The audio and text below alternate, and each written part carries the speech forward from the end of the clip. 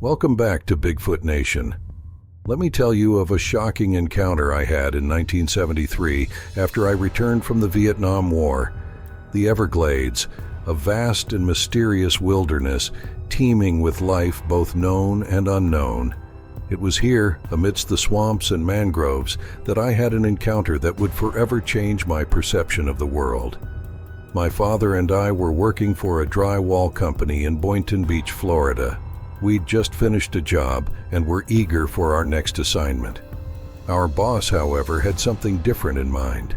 He offered us a special job, a favor for a developer who owned a couple of hunting cottages deep in the Everglades.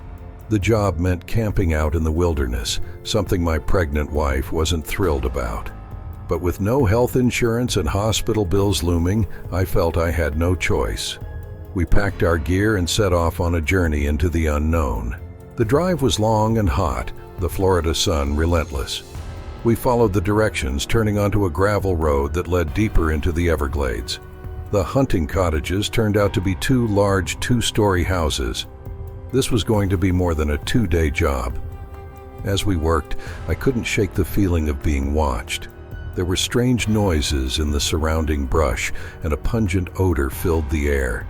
We worked until dark, then started a campfire and settled in for the night. The night was alive with the sounds of the Everglades. As I stood up to stretch my legs, I saw it. Two eyes glowing in the darkness, staring at me from the edge of the trees. It was tall, at least 8 or 9 feet, and stood upright like a human. Its face was more human-like than ape-like, and its body was covered in sparse, wispy hair.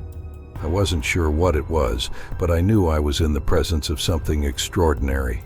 Fear gripped me, but I didn't panic. I turned and ran, my father close behind. We burst into the house and raced upstairs, my heart pounding in my chest. From the window I watched as the creature emerged from the trees. It walked calmly towards our campfire, its movements fluid and deliberate.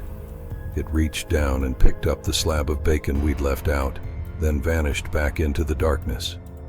We stayed awake all night, taking turns keeping watch, but the creature never returned. In the morning I searched for tracks but found nothing.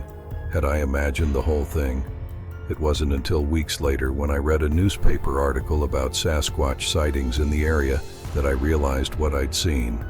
My encounter in the Everglades was not a dream, but a reality that challenged everything I thought I knew about the world. Thanks for listening to my story on Bigfoot Nation. Make sure to like, share, and most importantly, subscribe for more true Bigfoot stories just like mine.